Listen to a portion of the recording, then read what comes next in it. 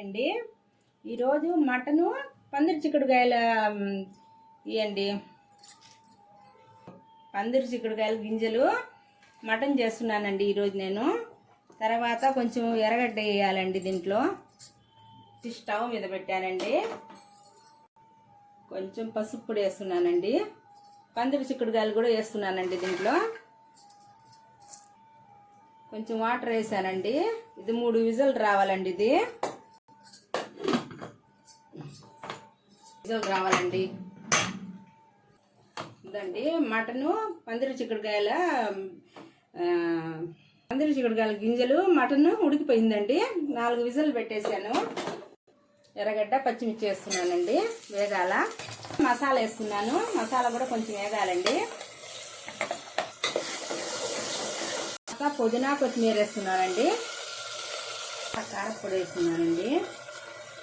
Mutton పందిరి చిక్కుడుకాయల విత్తనాలు వేసానండి. ఉడకాలండి. ఇది మర్చిపోయానండి. మొదటి నుంచి ఉప్పు మర్చిపోయాను. దానికోసం ఇప్పుడు ఉప్పు వేస్తున్నానండి. మొత్తంగా ఉడకాలండి. ఇది 10-15 నిమిషాల దాకా ఉడకాలండి. ఇదండి మటను పందిరి చిక్కుడుకాయల గింజలు రెడీ అయిపోయిందండి. కూర రెడీ అయిపోయింది అండి. మా ఇంట్లో రైస్ అండి ఈరోజు.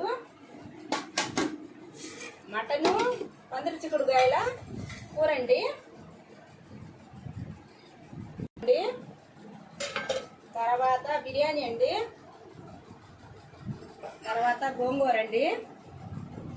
తర్వాత ఈరోజు ఉదయం పొంగల్ చేశానండి. పొంగల్ అండి.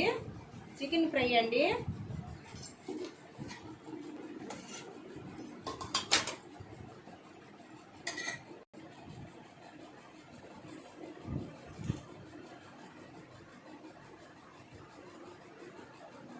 సూపర్గా ఉందండి.